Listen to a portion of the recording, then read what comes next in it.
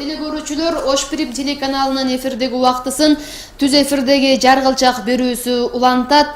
Кызматыңыздарда бүгүн мен Кенжебек Маматсадыкова жана кесиптешим Марат Акимбекулу болмокчубуз.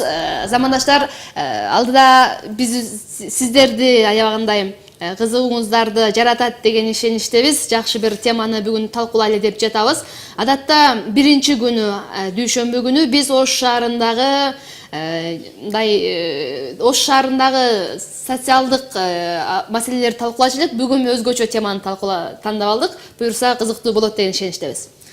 Андыктан биз менен бирге болуңуздар. Биз сиздер менен 21:35 чейин түз эфирде иштемекчибиз. Андыктан бүгүнкү чыгарылыштын алкагында сиздерди ар кандай жаңылыктар, бүгүнкү күнгө алынган күн тарых рубрикасы, аба ырайы, базардагы баага чейин сиздерге айтып бермекчибиз. Андыктан биз менен бирге болуңуздар. Алдыда аба ырайы деген түрмөгүбүз бизди күтүп калды окшойт. Замандаштар, эртеңки күнгө карата, тагыраагы 14-февралга карата өлкөдө кандай аба ырайы болот, валюта курсунун көрсөткүчү кандай болуп атат, Ош шаарынын Борбордук базарындагы баа кандай? Назар салыңыздар, биз кайрадан жолугушабыз.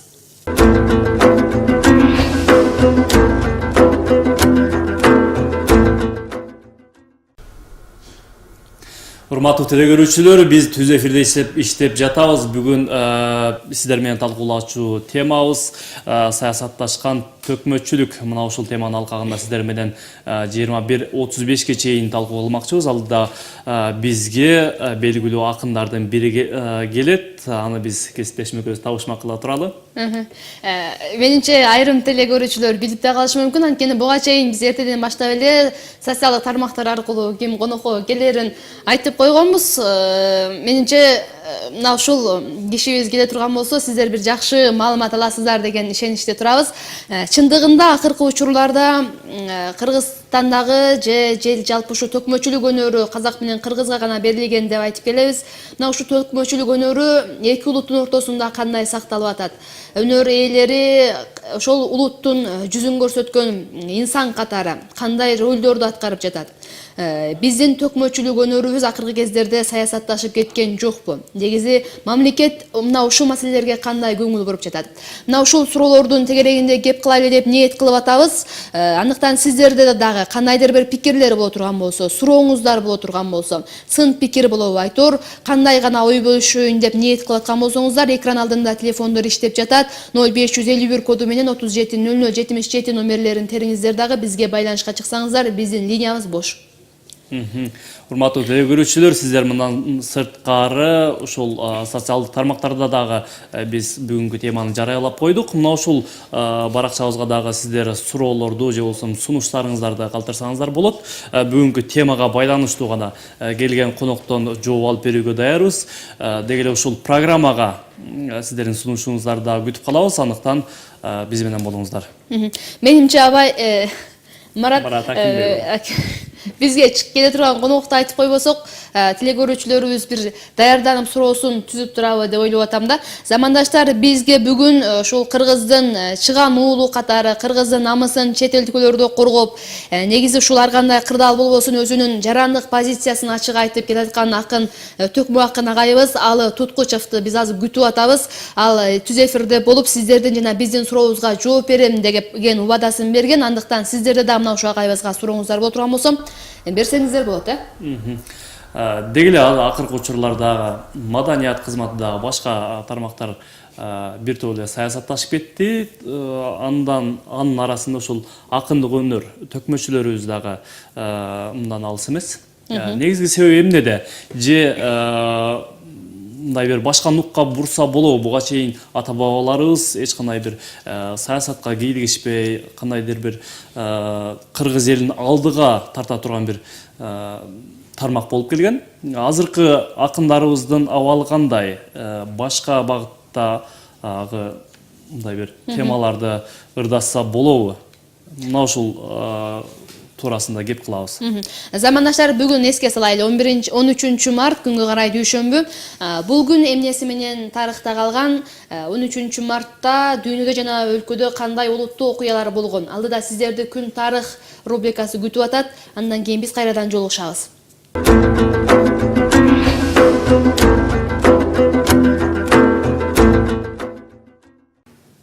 Урматтуу телекөрүүчүлөр, биз түз эфирде берүүбүздү улантабыз. Дагы бир жолу эскерте кетейин. Бүгүнкү биздин темабыз саясатташкан төкмөчүлүк. Андыктан темага байланыштуу суроолоруңуздарды, сунуштарыңыздарды экран алдындагы телефондорго байланышып, же болбосо байланышка чыга албаган көрөрмандар болгон болсо, социалдык тармактарда, тактап айтканда Facebook'та биз баракчабызды ачып койдук. Бүгүнкү теманы дагы жазып койгонбуз. Мына ушул теманын алдына сиздер суроолоруңуздарды, сунуштарды калтырсаңыздар болот. Адатта төкмөчүлүк өнөр тууралуу жалпы кенен эле талкуу боло бербейт. Анан дагы бир эске салчу нерсе, агайыбыз Алы Туткучев агайыбыз көп учурда массалык маалымат каражаттарына же жалпы ушу журналисттерге кандайдыр бир маалымат берүүдөн баш тартып келет да. Интервью сурасаң, кайсы бир учур мындай негиздер менен баш тартып коет. Ал эми бүгүнкү түз эфирде Кудай буйруса бир канча убакыт биз менен сиздер менен бирге болмокчу. Эгерде акындын жеке чыгармачылык чөйрөсүндө кандайдыр бир сурооңуздар боло турган болсо, же негизи ушу төкмө акындардын учурдагы абалы, аларга болгон мамлекеттин мамилеси, элдин мамилеси, кыргыз менен казактын ортосундагы мамилелер, улуттук мамилелер, мына ушул тууралуу сиздерде ой толгоолор, жарандык бир позицияңыздар болсо керек деп ишенип турабыз. Мына ушул позицияңыздар менен да бөлүшүп, сурооңуздар болсо берсеңиздер болот. Мындан сырткары кесиптешим айткандай, Алы Туткучев деги эле массалык маалымат каражаттарына кеңири маек бербейт. Сиздер менен биздерде азыр абдан жакшы мүмкүнчүлүк болуп турат. Алы Туткучев түз эфирде Кудай буйруса дээрлик 2 саат бою сиздер менен бирге болмокчу. Андыктан түз эфирде кандай суроо болбосун, ошол темага байланыштуу албетте берсеңиздер болот. Андыктан түз эфирде сиздерге түз жооп алып берүүгө аракет жасайбыз. Акыркы кездерде замандаштар бир канча убакыттан бери интернет булактары, тагыраак айтканда YouTube каналы аркылуу биз күбө болуп баратабыз. Биздин ошол кыргыз төкмө акындары менен казактын акындары, казак элинин төкмө акындары айтышып, беттешип, мына ошонун артынан казактар тигинде экен, кыргыздар мындай экен деп бир кандайдыр бир түшүнүктөр пайда болгон учурлар бар. Мунун артынан акындардын, жөнөкөй төкмө акындардын мамилеси кандай болуп кетти? Мындай төкмө акындардын саясатка аралашып, бийлик бутактарына чейин сын айтып, же мына ушундай учурларды козгогонуна эмне себеп болуп атат? Алардын артында турган кандайдыр бир күчтөр барбы, же бул чыныгы ошо төкмөчүлүктүн бир касиети, ушунун бир белгисиби? Мына ушул суроолорду дагы биз берейли, козгойлу деп атабыз. Буйруса биздин келген коногубуз өзүнүн позициясын, же жалпы эле ушул айтыш фондунун мүчөсү катары бир ушул мамлекет тарабынан жүргүзүлүп аткан саясат тууралуу кенен элек маалымат берет деген ишеничтебиз. Келе турган коногубуз дагы ушул бир катар чырдуу айтыштардын күбөсү, төкмөчү болгондон кийин мына ушул чырдуу окуянын себебинен ушул коңшу Казакстанга киргизбей койгон жагдайлар дагы бар. Албетте кыргыз тараптагы ага кандай реакция жасап жатат, негизи эле коңшу тараптын мамилеси кандай? Биз бүгүнкү чыгарылышта мына ушул теманын алкагында дагы кеп кылабыз. Негизи төкмөчүлөрдүн арасында бири-бирине болгон азыркы мамиле кандай? Кыргыз казактын, мына ушул тууралуу дагы кенен кеп кылабыз. Сиздер дагы кызыккан суроолоруңуздарды берип, түз эфирде Алы Туткучевдон жооп алсаңыздар болот. Мына ушул эле агайыбыздын берген бир маалыматында айтып атат, мени Россия Федерациясына дагы кирбей калыптыр тилекке каршы. Эмне деген ошол бир кадимкидей эле иш сапары менен Россияга барганда аэропорттон ошол жердин кызматкерлери бизге мына ушундай тапшырма түшкөн. Демек сизди биздин өлкөнүн аймагына киргизе албайбыз деген бир түшүнүксүз жооп менен эле кайрадан Кыргызстанга жиберген экен. Мына ушунун да кандайдыр бир сыры болушу мүмкүн. Жөнөкөй бир инсанды бир мамлекеттен экинчи мамлекетке жөндөн жөн киргизбей койбойт. Мына ушул инсанга эмне үчүн Россия Федерациясынын аймагына кирүүгө тыюу салынган? Агайыбыздын өзүнүн акыркы берген маалыматтарына таяна турган болсок, мына ушул кыргыз-казак ортосундагы айтыштан чырлуу бир окуялар пайда болгондон кийин Казакстанга барбай калдым. Мен ал жерде ишим жок деп бир кандайдыр бир түшүнүксүз жооп берген экен. Менин жеке журналисттик же жарандык позициям бул жерде да бир кандайдыр бир мандем болушу мүмкүн. Демек, мына ушул суроолорго дагы агайыбыздан жооп алсакпы деген ниетибиз бар. Кудай буйруса, сиздер биз менен болуңуздар деп чакырабыз андыктан.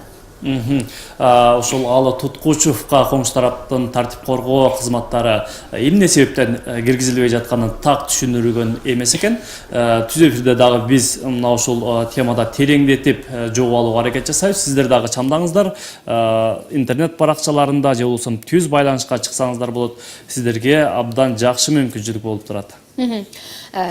Негизи ушул төкмөчүлүк өнөр дегенде адатта биз ушул чындыгында кыргыз эли ушундай бир өзгөчө бир талантка ээ, ушул отурган жеринде төгүп айтып кетет деп акындарыбызды айтып өтөбүз да. Мисалы Токтогул Сатылганов агайыбыздан баштап элечи. Бирок мындай айрым коомчулуктун бир катмары булар атайын даярданып чыгат деген позицияны айтышат. Булар кимдир бирөөнүн сөзүн атайын даярданышат, бир топ убакыт кетирет. Андан кийин ошолорду жаттап алышат. Андан кийин кайсы бир деңгээлде плагиат бар, кимдир бирөөнүн материалын алышат, эфирге чыкканда же болбосо кайсы бир таймашка чыкканда мына ушул акындын айткан сөздөрүн колдонушат деп. Мен ушул Алы Туткучевдин өзүнүн эле пикирин уктум мына ушул боюнча. Ал эмне дейт? Бул төкмөчүлүктө жакшы нерсе дегендей жооп бериптир. Негизи бул практикада колдонулуп келген нерсе. Ар бир төкмө акын сөзсүз түрдө плагиатты колдонот. Бул нормалдуу эле нерсе депчи. Алы Туткучев бул плагиат деген сөздүн негизинде кандай маанини берди? Негизи биздин төкмө акындарыбыз, чыныгы төкмө акындарбы же бир топ даярданып, кадимкидей ырсаптарын жаттап туруп эфирге чыгышабы? Мына ушул тууралуу дагы биз жооп алабыз деп ниет кылып атабыз. Сиздерде да суроо болгон болсо күтүп калабыз. Негизи эле акындар көпчүлүгү ар кандай кесиптешим айткандай жаттап алып же болсом дароо эле ошол сахнадан төккөн учурлар бар. Бирок көп акындар мындай бир такшалып калган акындарыбыздын көп интервьюларында бирөөсүн айтпайлы, бир 2-3 интервьюсун окуп калдым. Алар ошол дароо эле сахнада же болсо ошол атаандаш менен чыкканда эле дароо жеринен төгүп баштаган учурлары кездешет. Ал дароо эле адамга сиңип кетпейт экен. Бара-бара башында сиз айткандай жаттап чыккан учурлар болот, идея уурдаган учурлар болот. Анан кийин секин-секинден такшалып отуруп ошол даражага жеткен учурлар кездешет экен. Бул албетте бардык эле адамга бериле бербеген талант, кыргыз менен казакка гана берилген, табияттан берилген талант албетте. Аны канчалык деңгээлде сактап жатабыз? Ата бабалар калтырган мындай бир өнөрдү канчалык таза кармап атабыз? Мына ушул берүүнүн алкагында кең эле маек кылабыз. Сиздер дагы сунушуңуздарды бериңиздер. Негизи ушул төкмөчүлүк боюнча айта турган болсок, адатта эл жанагы төкмөлөрдү тарыхка кайрылып, тарыхый бир чыгармаларга кайрыла турган болсок, төкмө акындар бир уурунун же бир улуттун, кыргыздын, казактын бир намысына жарай турган, бул биздин намысыбызды коргоп берет деп төкмөлөрдү бир орду бийик болуп келген кыргыз элинде. Бирок ошол эле учурда хандарды мактап, байларды мактап, алардын жакшы жактарын айтып, мүмкүн жок эле жакшы жактарын айткан төкмө акындарыбыз дагы бул жашоодон өткөн. Бирок азыркы кезде мына ушул төкмө акындар ушундай кадамга барып атышабы? Кайсы бир партияны мактап, кайсы бир саясий күчтөрдү мактаган бир төкмө акындар дебейли, бир ушундай бир элдин көзүнө көрүнүп калган инсандарыбыз бар. Негизи ушундай элдин намысын коргойт, элдин бир жүзү, бул талант ээлери деген адамдарыбыз кайсы бир партиянын же күчтүн, саясий күчтүн куралы болуп аткан жокпу? Алар кандай позицияны айтып атышат? Чындыгында калыстыкты сактап, чындыгында ушул эл муктаж болуп аткан нерсени айтып бере алып жатышабы? Негизи Кыргызстанда, кыргыз элинде төкмөчүлүк мектеби, профессионалдуу төкмөчүлүк мектеби кандай түптөлүп жатат, негизи барбы? Мына ушул суроолордун алкагына дагы биз кеп кылабыз. Андыктан алыстабай туруңуздар. Кесиптешим айткан бир канча теманы айтып өттү. Буга мамлекет кандай чара көрүп жатат, кандай бир шарттарды түзүп берип жатат, канчалык деңгээлде көзөмөл болуп жатат? Кайсы бир саясий топторго же болсо жогорудагыдай айткандай чырдуу маселелерге биздин кыргыз бийлиги кандай реакция кылып жатат, кандай таасир этип жатат? Мына ушул тууралуу да кеп кылабыз. Андыктан бул багытта да суроолоруңуздарды күтүп калабыз. Азыркы кезде ушул төкмөчүлүк боюнча дагы бир нерсе болуп атат. саясат жаатында деле, маселен, куудулдарыбыз төкмөчүлүк өнөрдү аркалап төкмөлөрдү туураган учурлар бар. Же да бир ырчыларыбыз төкмөчүлүктү туураган учурлар бар. Мына ушул нерсенин өзү төкмөчүлүк деген улуу бир касиеттин, улуу бир таланттын аброюнун түшүп кетишине себеп болуп аткан жокпу? Негизи куудулдардын төкмө болушу чыныгы төкмөлөрдүн кандай ойго түртүп атат. Алар буну туура эле кабыл алып жатышабы же төкмөчүлүктүн мындай аброюна шек келтирди деп булардын ушундай ою барбы? Айтор бир топ толгон токой суроолор бар. Эгер демек сиздерде дагы карама каршы пикирлер болушу мүмкүн, жооп ала албай келген учурларыңыздар болушу мүмкүн. Андыктан ушул теманын тегерегинде биз менен чогуу талкууга катышууга чакырабыз.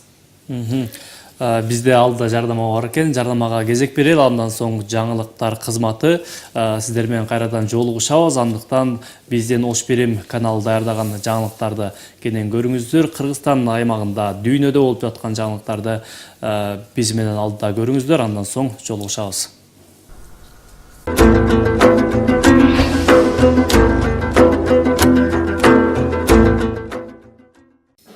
Жаргылчактын түз эфирдеги берүүсү улантат. Биз бүгүн саясатташкан төкмөчүлүк деген теманын тегерегинде талкуу жүргүзүүнү ниет кылып отурабыз. Студиябызга коноктору дагы келип калышты. Тааныштырып өтөйүн. Эл ырчысы СТВ тобунун жетекчиси Төкмө Акын агайыбыз, Алы Туткучев жана Эл ырчысы СТВ тобунун солисти Турдукан Сарбанова эжекелерибиз. Кош келипсиздер. Кош көрдүк, кош болдук. Ошко кош келипсиздер. Рахмат, кош келдик. Башкы биринчи суроону баштайлы да агай. Чындыгында азыр Ош аймагындагы коомчулукта бир жакшы кызуу талкуу болуп атат. Ушул Алы Туткучев баштаган бир атайын топ келип концерт коет экен депчи. Ушул келип аткан концертиңиздер тууралуу, Ошко келген сапарыңыздар тууралуу азын улак маалымат берсеңиздер. Чоң рахмат.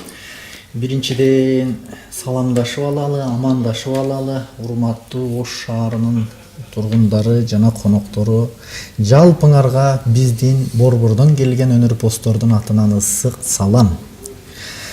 Ал эми бизде улуттук филармонияга караштуу Эл ырчысы СТВ деген фольклордук топ бар.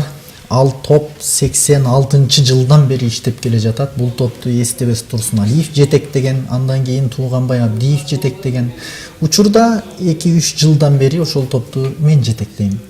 Бизде жалпысынан 12 киши иштейбиз. Быйылкы жыл ыйман, адеп жана маданият жылы болгондуктан ушул жылдын алкагында биз Ордолу Ошко өзүбүздүн элге арнаган буга чейинки даярдаган 3 жаңы концертибиз бар. Ошол концертибизди тартуулайлы деп келдик. Себеби биздин бул концерттерибиздин коомго пайдасы өтө көбүрөөк. Катардагы концерттерде кайсыл артисттин колу бош болсо ошол келип чыга калып эле ырдап коюп кетип калып аткан болсо, биздин бул концерт баштан аяк бир композицияны түзгөн жана бир ойду бере алган, темасы кайсыл болсо ошол теманын тегерегинде ар бир айтылган сөздө жана ар бир айтылган ырында тарбиялык мааниси терең болгон концерт. Демек быйылкы жылыбызга төп келет. Керек болсо биздин ушул концертибиздин ичинен бир концертибизди өткөндө февралдын ичинде өкмөттөн атайын комиссия түзүлүп келип филармонияда бердик, текшерилип быйылкы жылдын планына киргизилген концерт. Ошон үчүн мындай жакшы нерсени, жакшы саамалыкты биз эл журтубузга жеткирели. Бут сунуп борбордо жата берсек жата берет экенбиз. Бирок элди аралап биз элдин ырчылары болгондон кийин өнөрүбүздү элге тартуулап келели деген ой менен келдик. 15, 16, 17 март күнү драма театрда болот Ошто. Бирок 3 күнү 3 башка концерт болот. Бирин-бири кайталабаган. Анткени башка учурларда бир концертти 3 жолу койгон болсо, биздин бул өзгөчөлүгүбүз 3 жолу 3 башка концерт болот. Негизде канча мындай бир жалаң эле акындарбы же арасында башка өнөрдү аркалагандагы мындай бир өнөр адамдары барбы? Темалар кандай? Мисалы мага табышмак болуп турат. 3 күн 3 башка кандай Өзгөчөлүктөр менен. Өзгөчөлүк кандай концерт болду экен? Чоң рахмат, жакшы суроо бердиңиз. Туура, сиз айткандай көп адамдарга табышмак болот. Себеби бизде бул топто 2 гана акын иштейбиз. Амантай Кутманалиев жана мен. Калгандарыбыздын бардыгы комузу менен, кыягы менен ошол эле кыргызга кандай аспап тиешелүү болсо бардык музыкалык аспаптарда эркин ойной алган балдарыбыз бар. Ошолордун бардыгы бириктирип, булар артист, актер эмес, бирок актер болушат эл үчүн, жер үчүн. Биздин биринчи концертибиз 15 мартта бериле турган. Бирик кыргыз, бириккенде байрагың бийик кыргыз деген темада болот. Манас атабыздын доорунан ушул күнгө чейин бөлүнүү темасы, биримдик темасы өтө актуалдуу экен. Анан биз ойлондук, келгиле. Биздин концерт катардагы бир концерт болуп калбасын. Адамдарга пайда алып келсин.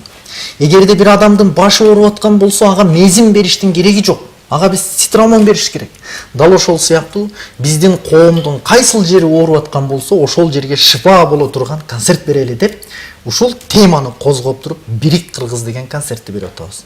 Экинчи концертибиз 16 март күнү боло турган концертибиз Ааламдан кең апа сенин бешигиң. Кээде заманаң тарылып, дүйнөгө батпай, эх кандай улуусуң жалгыздык деп бир философтун жазганын окудум эле. Канча көп адамдардын арасында жүрсөң дагы баары бир башыңа бир жалгыздык келип, адам жалгызсырайт. Эч жерге батпай, эч кимге жакпай турган учуруңда дагы энеңдин кучагы сен үчүн кенен болот. Ааламга батпай жатсаң, ааламдан дагы кең кучагы менен апаң тосуп алат. Демек, апанын кадырын, эненин баркын билели. Ата эне деген биздин ыйыгыбыз. Ата энени сыйлай алсак бейишибиз, ата энени кордосок андай кейишибиз болот. Бир туугандын баркын билели. Алар бизди кичинекейинде кандай кыйналып баккан болсо, алар карыганда келгиле, биз дагы ошондой бөпөлөйлү. Ааламды эркектер оңдойбуз деп ойлошот, а чындыгында ааламды аял зат оңдошот. Эмнеге? Анткени ааламды оңдош үчүн инсандарды тарбиялаш керек. А инсандарды бул эне тарбиялайт. Өзүңө эне издебей, өзүңө бала издебей, эне изде балдарга. Эне бул университет балдарың таалим алганга. Эгер энелерибиз жакшы болсо, анда балдарыбыз жакшы болот. Балдарыбыз жакшы болсо, мамлекет сөзсүз өнүгөт. Келгиле, кыздарыбызды челиноқ кылып, чет элге иштетип коюп, өзүбүз борбордо бут сунуп жатканыбыз туура эмес. Бир учурда кече Алимбек Татканын уулу Камчыбек агабыз, Камчыбек атабыз аялынын чачын душмандар кыркып койгондугу үчүн, аялынын чачы үчүн өзүнүн жанын кыйып дарга сылып бербеди беле. А бүгүн болсо биздин камчыбектер эмне кылып атасыңар? Кыздарыбызды челиноқ кылып чет элге иштетип коюп, алардын салган акчасы менен өзүбүз тойлоп жүрөбүзбү? Келгиле ойгонолу деп, мындай элге чакырык таштап, мындай патриоттук сезимди ойгото тургандай концерт. Ал эми үчүнчү концертибиз болсо, оңдош үчүн ааламды, оңдош керек адамды. Анткени адам оңолсо, пейил түзөлсө, аалам өзү эле оңолот.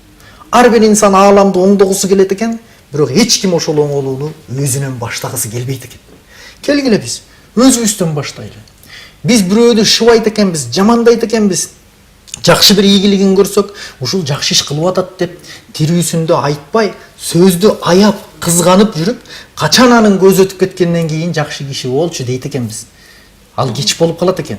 Келгиле адамдардын көзү тирүү кезинде жакшыны жакшы деп, жакшы сөз айта алалы. Анткени коомдун булганыч экенин баарыбыз билебиз. Ошондой булганычтын ичинен жакшы нерсени көрө билүү жакшы адамдардын гана колунан келет. Жакшы адамдар гана жакшы көз менен көрүп, жакшы сөз менен сүйлөй алат. Келгиле бири-бирибизге жакшы сөз айтышалы деп, ушул темалардын тегерегинде концерт коебуз. Рахмат. Эми эжекебиз тууралуу бир аз маалымат сурайлы да, ушул концерттин маңызын, маанисин агайыбыз айтып өттү. Эми ошол солисттик катары азынаак сүрөттөп берсеңиздер, ал жерде айтыш болобу, же бир сахналык көрүнүштөрдү тартуулайсыздарбы, эмнени тартуулайсыздар? Мына телекөрүүчүлөрдү бир бүйүрүн кызытып коюңуздар да. Буюрса алдыда бизде театрлаштырылган концерт деп айтсак болот. Бул жалаң эле эмес, жалаң эле көө эмес, ошол элдин көйгөйүн ошо сахнада аткарып дагы элге көрсөтүп бергенге аракет кылабыз да көбүнчө. Кудай буйрса, ал концертибиз элге жетет деп ойлойм. Кудай буйрса. Мен азыр жалпы телекөрүүчүлөрдүн ушул мезгили келгенде ырдатып калайлы деп атам да, замандаштар. Мына ушул биз алдыда 15-16 март күндөрү Улуу Ош улуттук драма театрында боло турган концерттен бир үзүндү катары дагы кабыл алсак болот.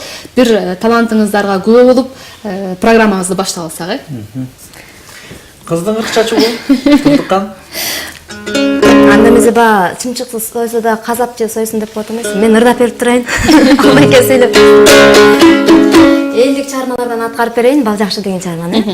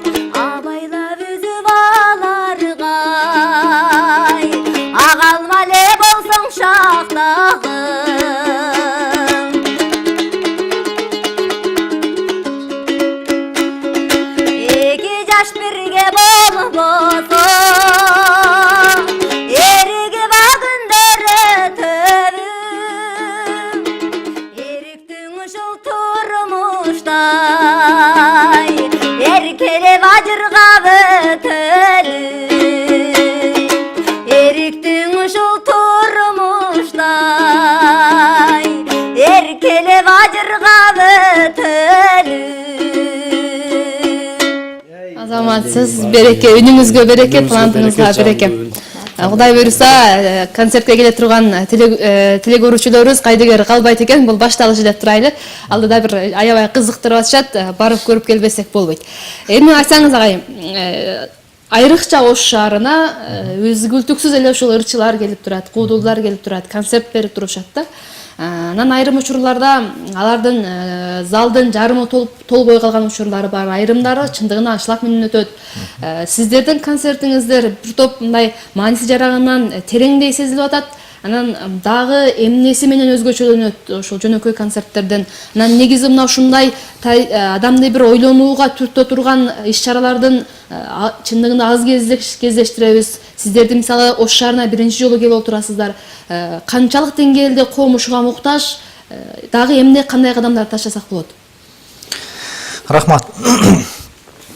Бул нерсеге биздин коом азыр өтө муктаж. Эмнеге? Өзүңөр көрдүңөр.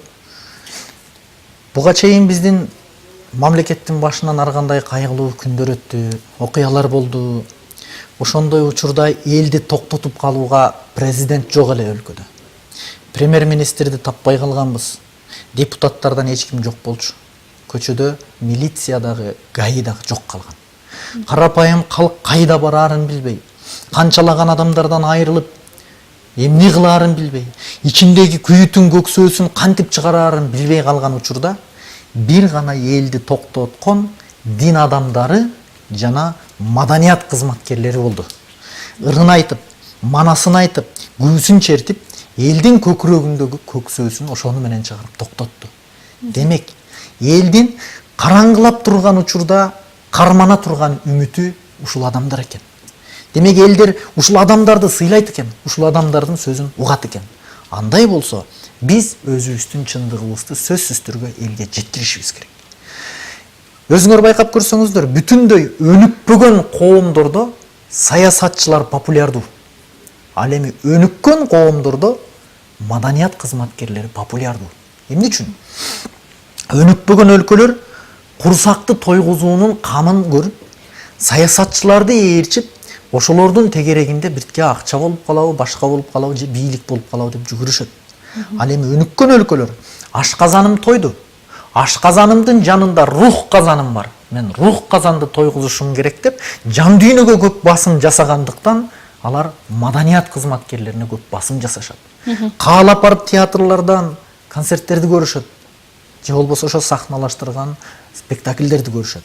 Демек бүгүнкү күндө биздин мамлекетибиз кедей болгону менен Кудайга шүгүр биздин элибиз бай. Биздин элибиз айдап жүргөн джиптерди, жол тандабас чоң машиналарды Европанын өнүккөн өлкөлөрүнөн биз көрө албайбыз. Демек бул бизге берилип аткан мүмкүнчүлүкпү? Анда биз ушуну пайдаланалы. Элибиздин курсагы тойду, эми жан дүйнөсүн толтуралы, жан дүйнөсүн байыталы. Маданиятсыз эл болбойт. Маданияты бай эл бардык жагынан бай болот. Биз дүйнөгө башка эч нерсебиз менен мактана албайт экенбиз. Бир гана маданият менен мактана алышыбыз мүмкүн. Демек келгиле, дүйнөгө кыргыздар чыры менен эмес, ыры менен, согушу менен эмес, комузу менен таанылсын. Биз ушул жагынан элге салым кошолу деп атайын бул нерсени уюштуруп олтурабыз. Ооба, куудулдардын концерти болор, башка концерттер болор. Ар бир концерт өзүнүн пайдасын алып келет элге. Пайдасы жок деп эч качан айтпайбыз. Бизде байланыш бар экен, кабылдайлы. Урматтуу телекөрүүчү, куш келипсиз. Биз сизди угуп атабыз, сүйлөсөңүз болот. Урматтуу Оштөрүм телеканалынын биринчиден телеканалдын жамаатын ыраазычылык билдиргим келет. Телекөрүүчү катары мен өзү биз эфирге бир аз кечирээк аралашып калдым окшойт. Жаргычак берүүсүнөн азыр көрүп отурабыз. Ал инимди көрүп, бул ырчыгылууду көрүп, кубанып сүйүнүп атабыз. Рахмат. Ушинтип баягы элдин сагынычын бир жаза турганда мезгил келди окшойт. Жанагындай жеңил желпи эстрадалык ырчылардан мына ушундай бир иманга, адепке, маданиятка чакыра турган мезгил келди окшойт. Ушул менен бүгүнкү нерсе кандай бир үндөшүп тургансыз. Ал иним, менин суроом, айттым го сөз башында ошо кечирээк аралашып калдым деп. Кимдер, кайсы ырчылар менен келдиңер? Эл ырчысы эстебестен тобу келет деген бир аз кабарым бар болчу.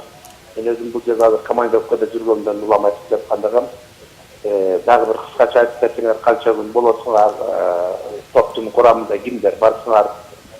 Анан мен ушудан пайдаланып дагы бир жакшы нерсени айткым келет. Ушундай келип аткан биздин нукура элдик таланттарды дагы биздин жергиликтүү аткаминерлер колдоп жатсак болду экен. Болбосо жаңыдан эле чыккан анча-мынча бир эстрада ырчы кыздарыбызга эле гүл көтөрүп, конвертин көтөрүп жүргөн бир далай жетекчилерди көрүп жүрөбүз. Анан мындай нерсеге дагы бир жетекчилер дагы бир көңүл буруп койсо жакшы болот деген ойду айткым келет. Рахмат, сурооңуз түшүнүктүү. Рахмат. Рахмат байланышка. Чоң рахмат сиздин сурооңузга жана жакшы тилектериңиз үчүн. Сиз кандай кубанычта болсоңуз, биз дагы ошондой кубанычтабыз байкеси. Ал эми бийликтин ээси бул чоңдор эмес, аткаминерлер эмес, карапайым эл деп түшүнөм. Демек Оштун эли бизди тосуп алса, демек ошол эл бизди тосуп алды, бийлик бизди тосуп алды, аткаминерлер бизди тосуп алды деп биз түшүнөбүз. Анан биз эч нерсеге таарынбайбыз. Себеби турмушта биздин максатыбыз өтө алыста. Ал максатыбызга жетиш үчүн чуркашыбыз керек. Убакыт болсо тар, өмүр болсо кыска. Кимдир бирөөлөр менен таарынышып, кимдир бирөөлөр менен акыйлашып олтурууга биздин убактыбыз жок. Демек биз эч кимге таарынууга акыбыз жок. Карапайым калк келип туруп ошол жерде алакан чаап, коштоп, аббали деп сүрөп турса, биздин төбөбүз көккө жетип, Бишкекке чейин жөө кетсек дагы бактылуу болгон боюнча кетебиз. Чоң рахмат. Мына ушундай урматтуу телекөрүүчүлөр, концерттин жүрүшү боюнча мен сиздерге сунуштайт элем. Ош Бирим телеканалынан тынымсыз мына ушу концерттин кандай темада кайсы күндөрү болот маалымат кетип атат. Биз азыр келген конокторубузду көбүрөөк сүйлөтүп, көбүрөөк маалымат алууга ниет кылып атабыз. Андыктан кайрадан дагы байланышты кабыл алайлы дагы жооп берүүгө аракет кылайлы. Урматтуу телекөрүүчү, сизди угуп жатабыз. Алло. Куш келипсиз? Угуп атабыз сизди. Алло. Угуп атабыз, сүйлөй бериңиз. Assalamu alaikum. Алейкум салам. Мен алып кушка мындай кабыл айтып коеюн дедим эле.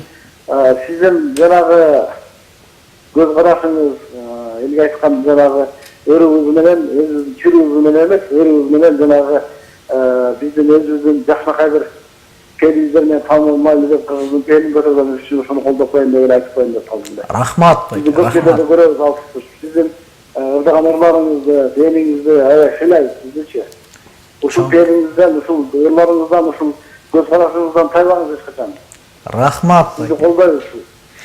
Биз ушул идеяны кыргыздын туусу катарында көтөрүп жүрүңүз. Сізді қолдан келеміз. Чоң Ыраачылык рахмат. билгизебиз. Биз сиздер үчүн ырдайбыз деп келдик. Келгиле, ырдашабыз, сырдашабыз, маңдай тескей отуруп диалог курабыз байкелер. Рахмат. Алагай мен маекти бир аз бургум келип турат. Биз жанатан бери телегөрүүчүлөрдү аябай Эфирдин бардыгы жардама менен өтүп кетпесин. Мен суроом мындай болуп турат да, негизинде акыркы учурларда айтыш фонду деп мына сиз жетектеген топ атайы баягы өзүңүздөр менен өзүңүздөр болуп баягы элге чыгып атасыздар да, бирок мамлекеттен кандай бир көмөк болуп атат, кандайдыр бир финансылык жардам болуп атат. Негизинде абал кандай азыр? Рахмат. Төкмөчүлөрдүн. Мага көп кишилер ушинтип суроо беришет.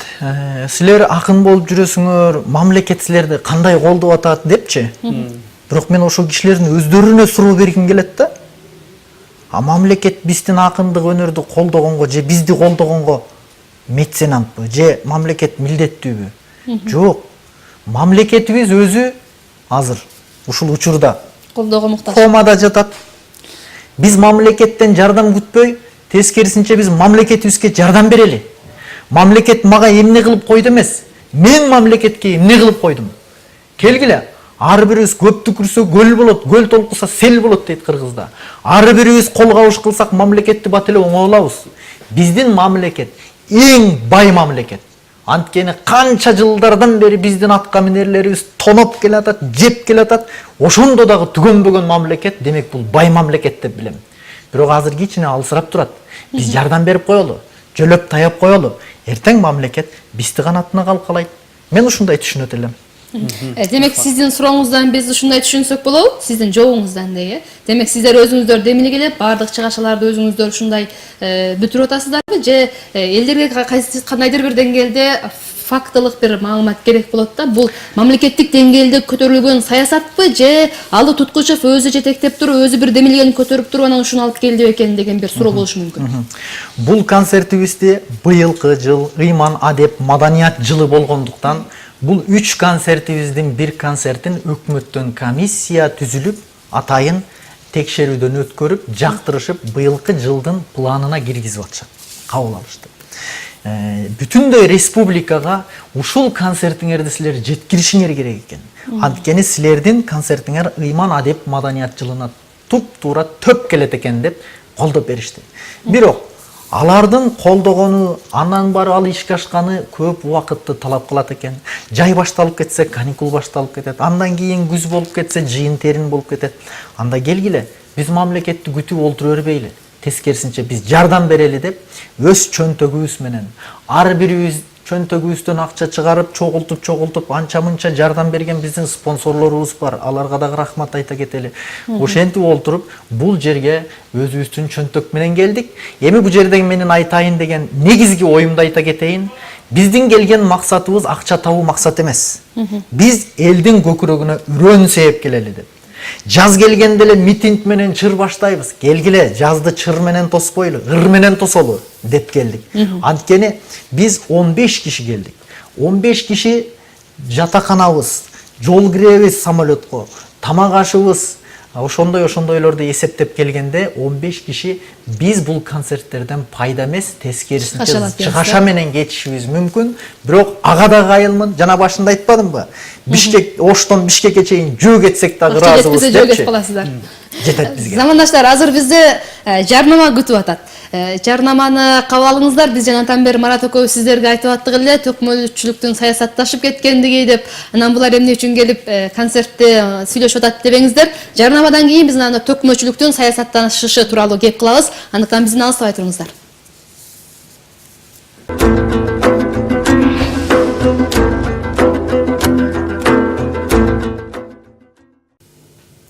Урматтуу телекөрүүчүлөр, биз түз эфирде берүүбүздү улантып жатабыз. Андыктан биз менен болуңуздар. Алдыда бизде байланыш бар экен. Дароо кабыл алалы да, андан соң маегибизди уланталы. Алло, саламатсызбы? Биз сизди угуп атабыз. Алло. Угуп атабыз, сүйлөй бериңиз. Салам алейкум. Алейкум салам. Салам. Алло, байке, суроо бар болчу менчи. Угуп атам сизди. Алло, байке, сиз нейдин алда келечекте бир саясатка аралашайын деген оюңуз жокпу? Рахмат. Рахмат, байланыш. Ыраачылык билсеңиз. бир акылман адамдын айткан сөзү бар экен. Саясат менен колбасанын эмнеден жасаларын билгениңерде эч кимиңер жолобойт элеңер депчи. Саясатка баргандар ашып кетсе 5 жыл депутат болот экен, же 3 жыл министр болот экен. Анан 3 жылдан кийин, 5 жылдан кийин алардын креслосунда, мандатында тартып алып коет экен. А менин акындыгымды эч ким тартып албайт. Комузумду тартып алышы мүмкүн, бирок добушумду тартып ала албайт эч ким. Демек, акындыгым баарынан жогору турат болуш керек деп ойлойм. Анткени 6 миллион кыргыздын ичинде ашып кетсе бир 60ка жетип жетпеген акын бар, бирок саясатчы көп. Могу жерде убакыттан пайдаланып окуп коелу, социалдык тармактарга да суроо келиптир. Алы мырза, сизди Кыргыздын чыган демократ акыны катары билебиз. Ар бир коомдо атаңдашуу болгондо гана ыкчам өнүгүү болот. Сиз айтыш фонду сымал башка фонд ачып акындарды топтоо планыңызда барбы? Ошондой эле кечеги казак акынына комуз менен жооп бересизби? Дептир. Экинчи суроосу, аш тойдон арбын акча таап келесиздер. Ошондуктан ырчылар акындардын ошол тапканын киреши катары эсептеп, ага киреше салык төлөөгө оюңуз кандай, эгерде мыйзамдаштырылса дейт. Социалдык тармактардан келген суроо. Чоң рахмат, туура жакшы суроолорду бериптир. Биринчиси айтыш фондусу бар бизде. Бул айтыш фонд канча жылдан бери ишин жүргүзүп келе жатат. Ошол айтыш фонддон тарбияланып, азыр канчалаган жаш балдар тарбияланып чыкты. Алгачкы карлыгачтары биз Азамат экөөбүзбүз. Айтыш фонд иш жүргүзүп аткан кезде жанына кошо айтыш фонд түзүштүн мындай айтканда кажети деле жок, албетте. Иш жүрүп атат, ишин жүргүзүп атат. Бирок ар бир адам чоңойгондон кийин өзүнүн моюнуна жүктөлгөн жоопкерчилик жана өзүнүн тарта турган артында араба жүгү болот. Ар ким өзүнүн жүгүн тартканда өзүнүн жаңы сала турган чыйыр менен жолун баштап жөнөй баштайт. Биз азыр ошондой өзүбүздүн багытыбызды, жолубузду издеп аткан учурдабыз. Ал эми Казак акынына жооп бересизби? Казак акынына жооп бересизби дегенде, бул айтыш илгери эле болгон айтыш. Ага биз жооп бергенбиз. Аалынын казак акындарына деген жооптары бар. Уксаңыздар, ушулар үчүн жооп болчу. Кийинки суроого да. Кийинки суроо. Салык төлөөгө кандай карайсыз? Туура. Бизди бүгүндө көбүнчө ырчылардын баардыгы тойлор менен ошондой жерлерде ырдап келе жатат. Тойдун дагы бир жакшы жери бар. Ал жерде тойго барганда тойдун ээси үчүн гана эмес, ошол жерде сени күткөн 300-200 киши үчүн барасың. Алар дагы эл. Алар сени тарбиялайт. Ошол жер биз үчүн университет. Өзүбүз электен өтөбүз, сындан өтөбүз. Ошентип акындыгыбызды өнүктүрүүгө бул дагы чоң көмөк берет. Ал эми тойдон тапкан акчасын ар ким ар кандай колдонушу мүмкүн. Бирок мен силерге айтып коеюн, мен тойдон тапкан акчамдын канча бир бөлүгүн бизде атайын кайрымдуулук фондубуз бар, элим барсыңбы деген коомдук фонд. Ал жерде өтө таза, жакшы, ичпеген, жебеген, башка жолго бурбаган, түз жүргөн адамдар иштээрин жакшы билем. Ошон үчүн тойдон тапкан акчамдын канча бир бөлүгүн ошол жака берип келем жардамга. Эгерде мамлекетибизге ошондой мыйзамдаштыра турган болсо, мен сөзсүз түрдө төлөөгө даярмын. Бирок азыр андай мыйзам жок болгондуктан антип биз төлөгөн акчабыз сол чөнтөктөрдө калып кала беришинен кооптоном. Бизде дагы байланыш бар экен, кабыл алып коелу. Урматтуу телекөрүүчү, биз сизди угуп атабыз. Алло, саламатсыздарбы? Саламатсызбы? Алы балам, куш келипсиң биздин Ошко. Кош көрдүк апа, кош көрдүк. Балам, азыр сен айткан сөзүгө жооп айтайын. Элчи менен молдону эл багат деген сөз бар. Эч качан сен капа болбо, Оштон Бишкекке жөө кетем деп. Илгери 1970-жылы биздин аларын Бүлөн айылына эстебе сабам, терме чийкыптар, анда бекиптар барчу эле. Бене сатпай эле портовой машинанын үстүндө ырдашар эле. Мына ошону элдер мыймандап, жакшыраак кылып эле Фрунзеге жөнөтүп коюшчу эле балам. Эч кыжалат болбойт, сени эл колдойт. Чоң рахмат апа, чоң рахмат. Бул сөзүңүз бизди көккө жеткирип койду. Мындай сөздөн кийин биз жери менен баспай эле учуп кетебиз, капталыбызга канат бүтүп. Рахмат. Эми Агай, жанатан бери биз төкмөлүк өнөр саясатташып кетти деп талкуу сөз кеп кылып атабыз да. Илгери төкмө акындар бир улуттун дейбизби, кыргыздын же казактын же бир уруунун намысы болуп келген да. Кайсы бир беттештерди төкмөсүн алдыга чыгарып, ушул намысын коргоп келген учурлар болгон. Азыркы учурда төкмө акындардын орду кандай деңгээлде? Рахмат. Бир учурда Чыңгыз Айтматов атабыздын айтканы, жазганы бар экен. Ошону азыр коомдо көп талкуулап калышат. Төкмөлүк өнөр Ысмайыл Борончиевтер менен токтойт, мындан ары ал солгундайт депчи. Ошондо чикем жаңылыптыр деп айтып калышат. Чикең жаңылыптыр, азыр мынаки толтура төкмө акындар чыкты деп калышат. Жок, мен андай эсептебейм. Чикем жаңылган эмес. Чыңгыз атабыз туура айткан. Себеби Ысмайыл Борончиевке чейин төкмөлүк өнөр ушунчалык популярдуу болчу. Эмне үчүн? Анткени ал кезде интернет жок эле. Гезит, журнал, азыркыдай радио, телевидение жок эле. Ошол кезде ММКлардын ролун, массалык маалымат каражаттарынын ролун төкмө акындар ойногон. Бир айылдан уккан жаңылыкты экинчи айылга төкмө акындар жеткирген. Ошон үчүн алар коомдун агартуучулары болушкан. Өзү сары көзгө орус келет, узун чөптүн баарысын оруп келет деп карапайым калк билелек кезде күн мурунтан маалыматты алып туруп ошол элге жеткирген бу дагы төкмө акындар болгон. Бүгүнкү күндө мынаудай техниканын, мынаудай мүмкүнчүлүктүн өсүшү менен төкмө акындар өзүнүн ордун жогото баштады. Анткени төкмө акындардын ролун журналисттер тартып алып койду. Мындайча айтканда массалык маалымат каражаттары тартып алып койду. Төкмө акындардан азыр эл ырыкканда маалымат угуу үчүн эмес, жөн гана көңүл ачуу үчүн гана угуп калды. Илгери көңүлдү ачуу үчүн жана маалыматты дагы угуу үчүн төкмө акындарды угушкан болсо, бүгүн бир гана көңүл ачуу үчүн угуп калды. Демек Чыңгыз атабыздын айткан сөзүнүн дал келип аткандыгысы мен ушул деп билем. Тарыхтагыдай деңгээлин жогото баштады. Бирок бүгүнкү күндө тилибиздин баалуулугу сакталбай жоголуп бара жаткан кезде, тескерисинче биздин тилибиз менен биз кыргыз тил, кыргыз сөзүбүз менен чоң шаарларды кура алабыз. Керек болсо сөзгө жыга билип, сөзгө жыгыла билген улуу элбиз деп тилдин баалуулуктарын сактап турууда, кыргыздын улуу бартуун насил мурастарын сактап турууда төкмө акындардын ролу өтө чоң. Бизде байланыш бар экен. Урматтуу теле көрүүчү, биз сизди угуп жатабыз. Сурооңузду бериңиз. Саламатсыздарбы? Саламатсыз эжеке. Куш берипсиз биздин Ошко. Ордол Ош шаарыбызга. Рахмат. Мен ушул Ош шаарынан болом. Атым Асылкан.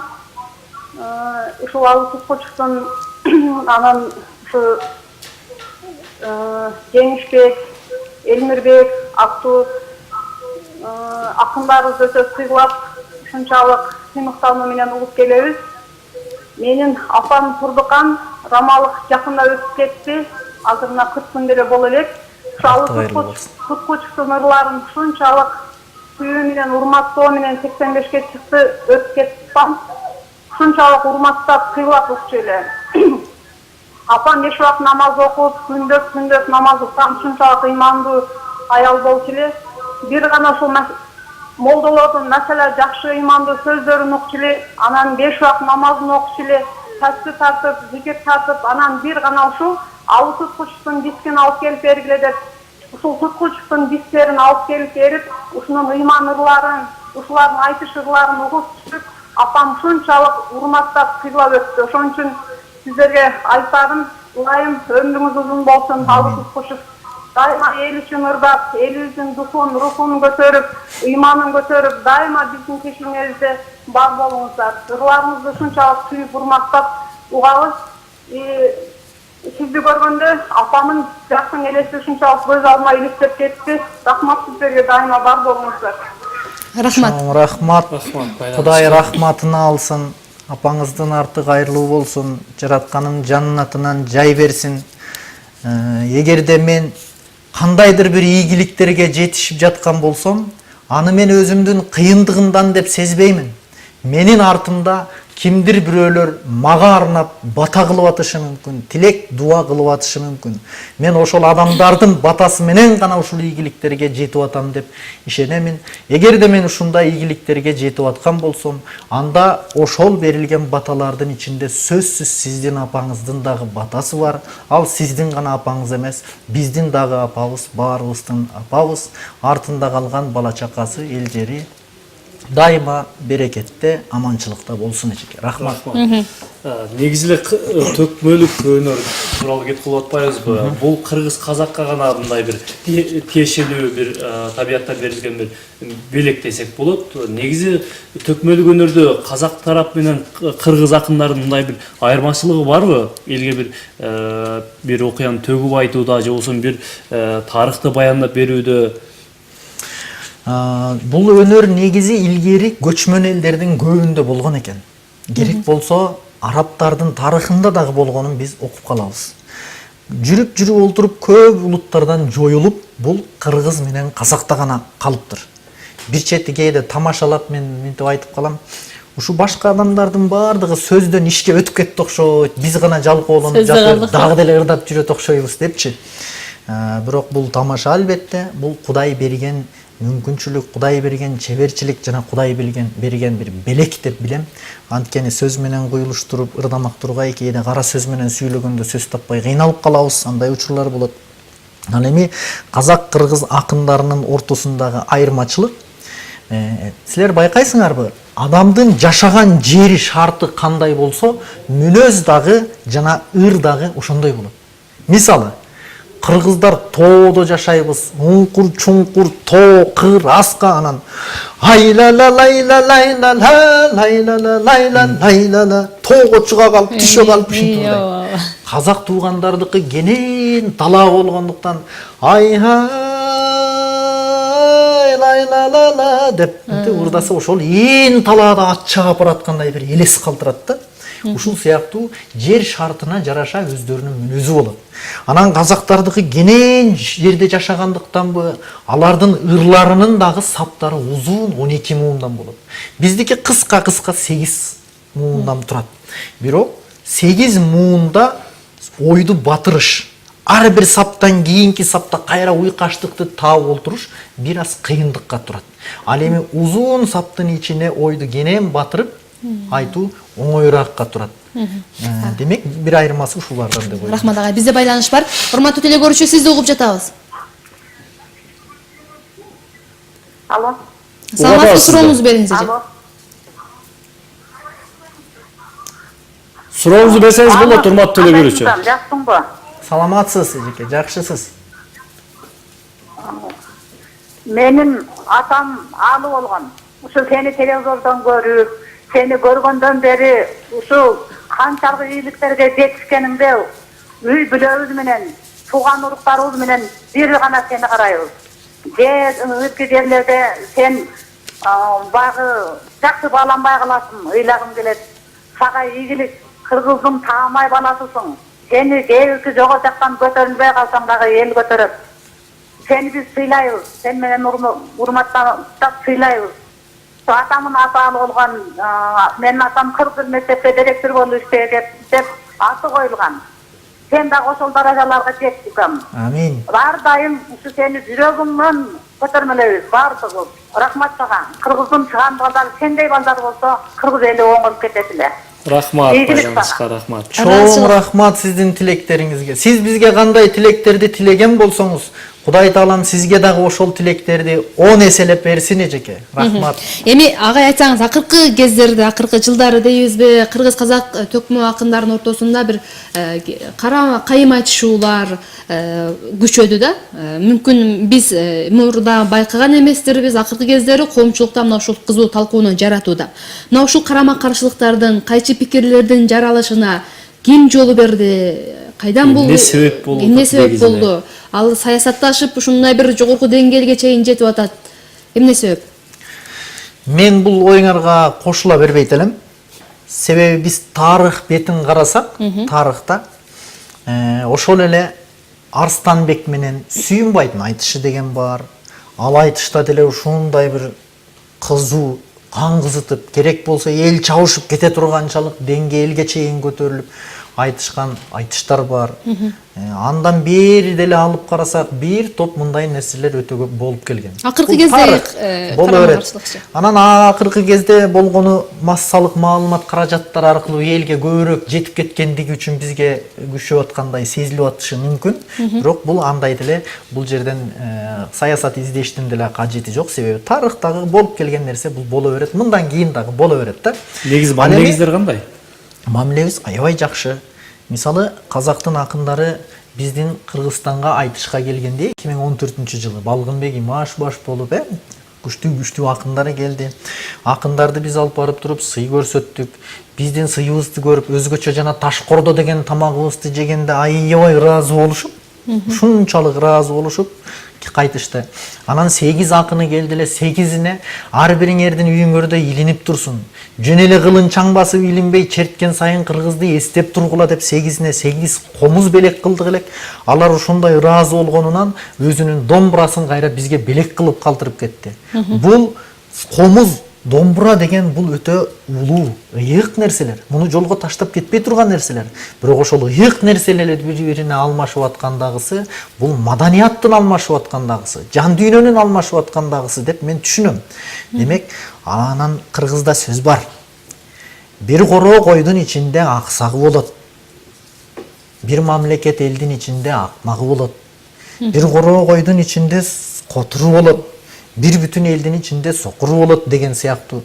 Эми ар кандай адамдын ичинен ар кандайлар чыга берет, айта берет. Бир учурларда биз жөнүндө ошондой сөздөр болгон. Ал сөздөр болгондо карапайым калк көргөндөр ызалангандар болгон. Ой, ал ушинтип атпайбы биз жөнүндө деп бизге келип кээ бир ыйлаган кишилерди көргөн. Анан ошондон нормалдуу эле көрүнүш дейсиз. Казак акындарына аалыдан жооп деп мененте бир учурларда ырдагандарым бар. Бизде байланыш бар экен. Урматтуу теле көрүүчү, биз сизди угуп жатабыз.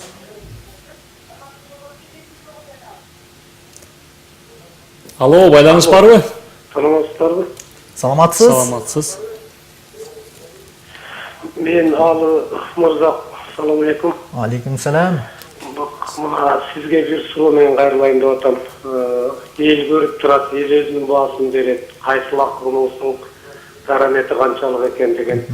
Мына Элмирбек бир мындан 2-3 жыл мурун келип элдин алдына чыгып, бир дагы мына аттуу баштуу деген кишилерибиз башын катып отурганда, ошо эл улуу Мырзахматов Мелисбекти ошо колдоо ырдап чыккан. Бүгүн эми бул саясаттешибиз мүмкүн. Бирок акыйкатты ушул эл акындар айтпаса, мына интеллигенциядан, окумуштуулардан, башкалардан күтүш болбой калды. Анан сени көргөндө дайыма ушу качан болсо аалы кайнап сүйлөйт, аалы чайнап сүйлөйт. Ушу зардасы өтө күчтүү деп айтып келишет. Мына мен бир эле суроо. Бүгүн 20-кылым. Элибиз бар, жерибиз бар, буга Кудайга миң шүгүр дейли. Сенин ушул маңдайың жарылып сүйүнүп даңадалай турган ырың кайсы? Мына жүрөккө тынчтык бербей, ички дүйнөңдү эзип талкалап аткан кайсылар? Рахмат. Өмүрүң узун болсун. Маанилүү суроо болду окшойт, э? Чоң рахмат. Туура айтасыз. Акындар акыйкатты айтып келген. Бирок бүгүнкү күндө дагы акындар акыйкатты айта алат. Акыйкатты биз таппай калдык. Ким билет акыйкат каякта? Мунун сөзүн уксаң дагы туура, анын сөзүн уксаң дагы туура, камалып аткан кишиники дагы туура, камап аткан кишиники дагы туура. Этегинде акыйкатты таппай калдык биз. Коомдун чын эле башы айланып калды. Маалыматтардын көптүгүнөн, ар кимде ар кандай маалыматтардын чыккандыгынан, анан этегинде ар бир адамдын өзүнүн жеке гана чындыгы болот экен. Бу дүйнөдө жаңылбаган пенде болбойт экен. Баары жаңылат экен. Эч ким пайгамбар эмес, эч ким периште эмес экен. Демек биз идеал туткан бир адамыбыз дагы жаңылышы мүмкүн экен. Башка акындар үчүн мен жооп бере албайм. Ошон үчүн менин жеке пикирим, эч кимди жамандабайм. Эч кимди мактабайм. Албетте буга чейин кээде жаштык кылып ар кандай сөздөрдү айтканмын. Бирок кийин акыл калча олтуруп, ушундай ойго келдим. Мен оңдош үчүн ааламды, башкаларды да оңдоп эмне кылам? Мен биринчи өзүмдөн баштайын деп. Ошон үчүн байкасаңыздар кийинки учурлардагы шайлоолордо болобу же башка бир талапкерлердин чакырыктарында болобу ал жерлерден мени таппайсыздар. Барбаймын. Анткени шайлоо дагы бир күн өтөт. Депутаттык дагы 5 жылда бүтөт. Бирок карапайым калк биз менен түбөлүктүү болот. Анткени жеңи жок атабыздын ыры бар. Бетеге куурайт, бел кылат, бектер кулайт, эл кылат деп. Биз ошол элдин арасындабыз. Бизде азыр жарнама күтүп атат. Урматтуу телекөрүүчүлөр, жарнамадан кийин кайрадан жолугушабыз.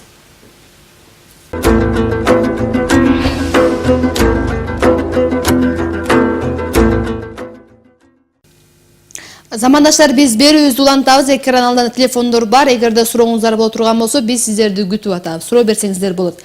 Ага, айтсаңыз, эми азыр сиз айтып өттүңүз да, казак-кыргыздын мамилебиз жакшы депчи. Бирок айтыш учурунда, айтыштан кийин мен сиздин жеке интервьюңузду уктум да, Россияга Федерациясына киргизбей коюшту. Барсам аэропорттон кайрадан өзүң түшүнүп, өзүң айырмалап ал, түшүнүп ал деп кетирип беришти деп. Коңшу Казакстан менен ушундай болгон экен. Коңшу Казакстанда боюнча да маалыматтар бар, бирок сиз өзүңүз интервью бербепсиз ал тууралуучу. Ушул Россия Федерациясынан баштайлы эмне үчүн киргизбептир? Сиз териштирдиңизби андан кийин? Россияга жетиш үчүн Казакстан аркылуу өтүш керек да. Ошон үчүн мен Казакстандан биринчи айтайын. Казакстанга андай деген кеп жок. Андай болгон деле эмес. Бирок менин ал жакта жумушум болбогондуктан мен өзүм барып көргөн эмесмин ал жака. Балким ачык эле болушу мүмкүн. Болгону элдин арасында ошондой сөз бар экен. Аны өзүм угуп турам, ошондой бекен деп кайра өзүмдөн таң калып сурап калам. Ал эми мындан канча 4 жыл болот го быйыл. 4 жыл мурун Москвага баргам. Аэропорттон тосуп 2 милиция кайрап келип туруп 1,5 саат камап, анан Бишкекке кайра учурду. Анан себеби эмне деп сурасам, биз себебин билбейбиз. Өзүң мамлекетиңе барганда териштирип ал. Болгону бизге ушундай буйрук келди. Биз буйрукту гана аткарабыз, биздин колубуздан эч нерсе келбейт деп кайра Бишкекке учуруп жиберди.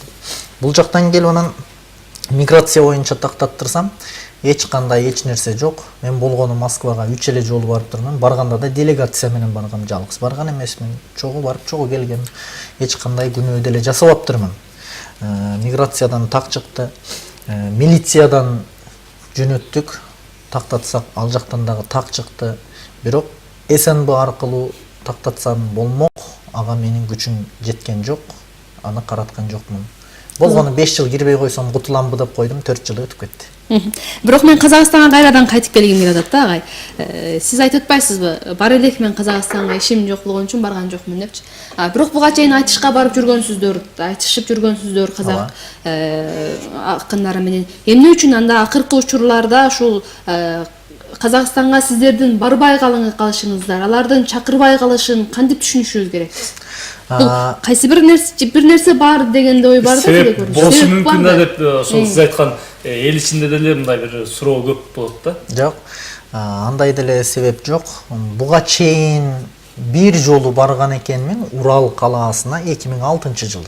Анда барып туруп, анда дагы 3-чү орунду алып келгенбиз. Андан кийин барып Астанага айтышка бардык 2014-жылбы, 15-жылбы. Андан кийин дагы кээде чакырыктар болуп калат. Мынакей баса кече эле жакында чалышты. Бизди чакырышты. Чымкент тарапка болуш керек эле.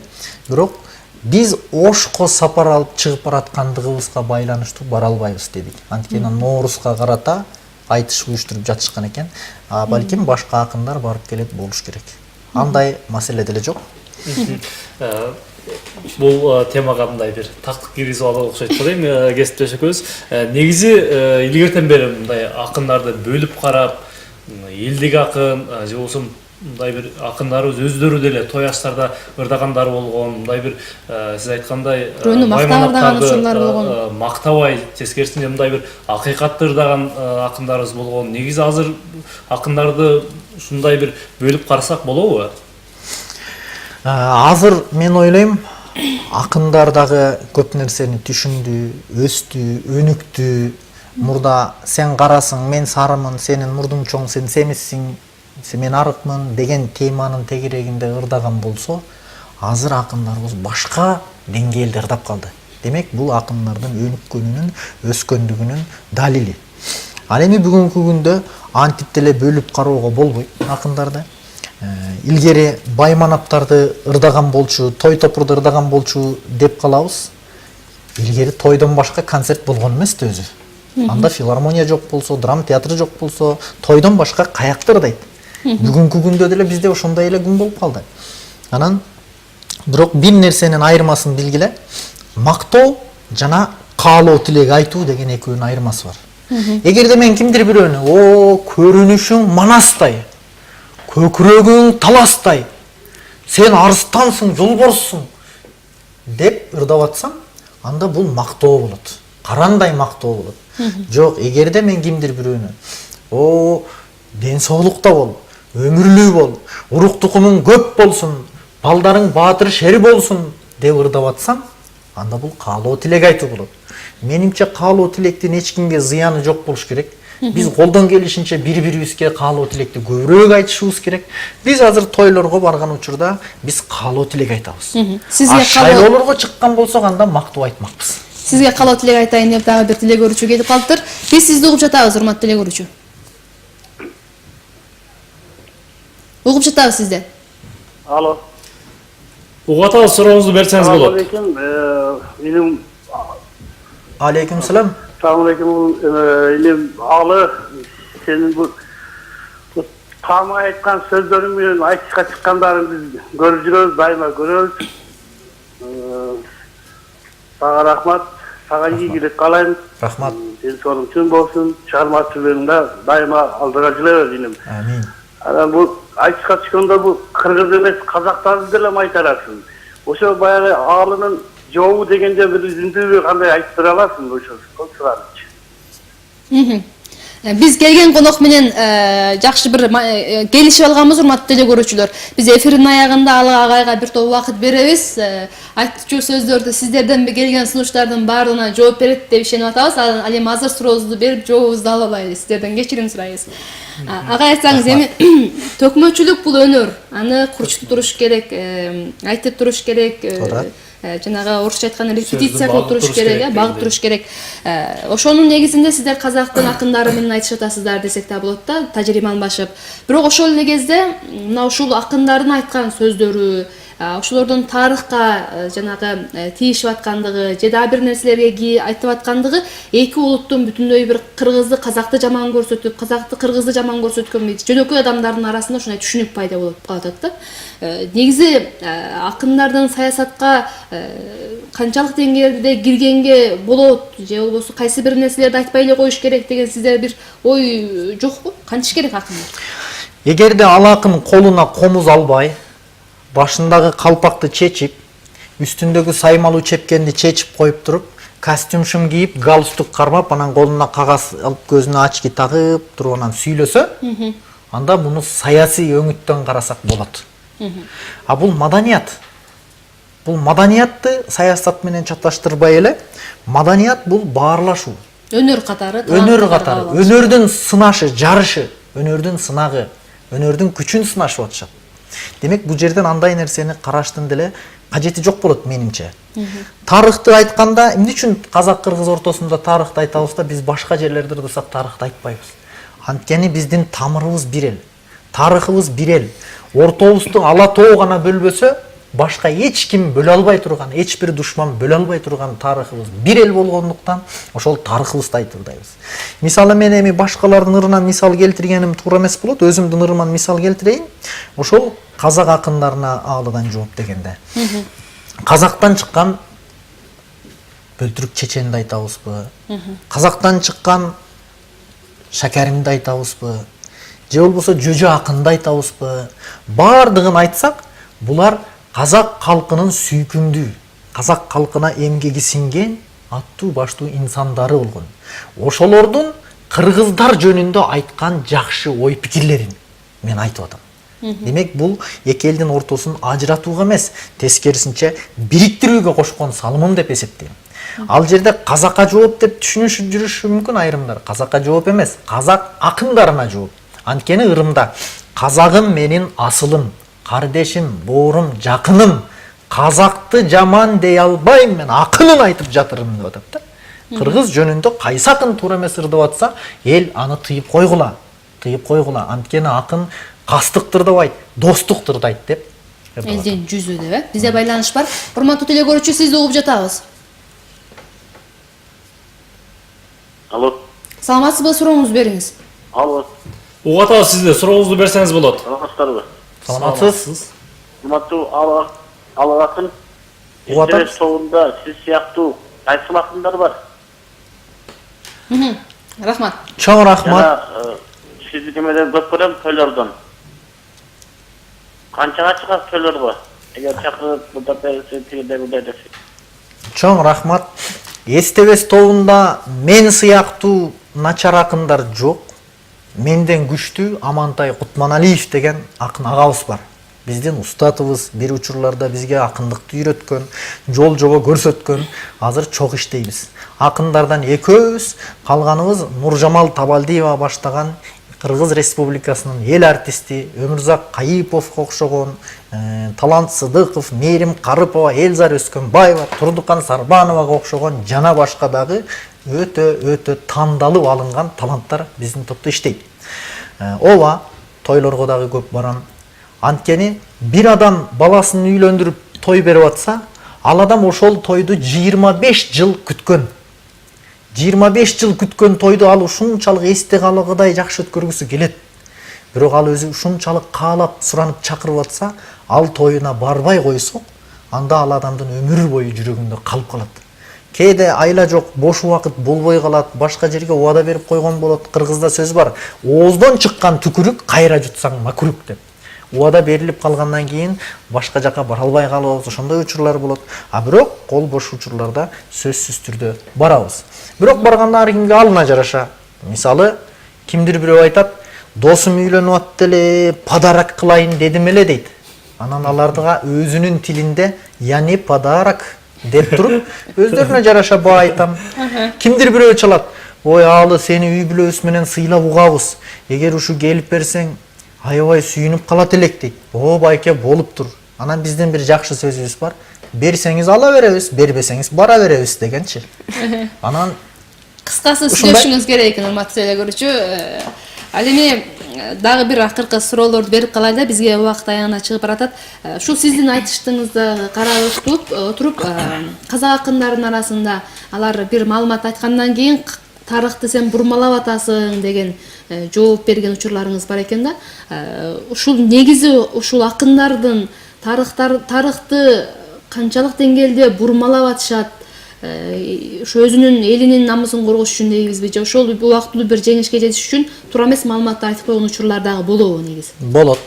Бирок бул акындардын катасы эмес деп ойлойм. Бул тарыхты бурмалоо керек болсо тарыхчылардын өздөрүнүн. Ким кайсы уруудан болсо өзүнүн чоң аталары бай кылып, хан кылып, тектүү жердин баласы кылып, бурмалап, чоң атасын макташ үчүн кимдир бирөөнү жамандап, ушундай нерселерди жазып чыгара бергендиктен, акындар эмне колго тийген маалыматты алат, окуйт, анан ошону маалымат экен деп туруп айтышы мүмкүн. Мисалы, бул жерде көп талаштар бар. Каңтарбай менен Арстанбек менен Катагандын, Сүйүнбай менен Катагандын айтышы деген казактарда чоң тема бар. Бул жерде кеп талаш чыгат. Мисалы, казактан келген Сүйүнбай кыргыздан чыккан Катаганды дейт. Жеңип, анан кыргыздар 4 түлүк малдан 1 тогуздап, жеңеси өбөлек кызды үстүнө үй көтөртүрүп туруп белек кылган байгесине дешет. А кыргыз тарап жок. Мына бизге Токтогул Сатылгановдон мурунку Жаныбек хандын учурундагы Токтогул, Баткенден чыккан Токтогул акындан берки бүтүндөй акындардын тарыхы, өмүр баяны жетти. Бирок Катаган деген акынды биз тарыхтан таппай жатабыз. Силер кайдан таптыңар аны? Бул жок бизде дейт. Муну Казакстандагы кайсыл бир айтышта Амантай Кутманалиев агабызга бир акын ушинтип Катаганды жеңгенде деп ушинтип ырдаганда Амантай байке минтип жооп берген. Казыр сен айткан Катаган кайсы доордо жашаган? Издеп таппай дагы эле биздин илим постордун башаман депчи. Ушул сыяктуу кээ бир талаш маселелер бар. Муну акындар эмес, керек болсо чоң тарыхчылар ир отуруп түз кеңешип тактап Кетиши койсо болот. Бизде байланыш бар. Алло, саламатсызбы? Биз сизди угуп атабыз. Ассаламу алейкум. Алейкум салам. Мынау Акын атага сурооңуз барбы? Мынау Кыргыздын кара жер коюну казактарга көбүрөөк тиешелүү деп айтылат да. Ошо сиздин өзүңүздүн жеке оюңузду билейин дедим эле. Рахмат. Кыргыздын кара жоргосу. Чоң рахмат. Мен буну кыргыздыкы же казактыкы деп бөлүп деле карай албайт экем.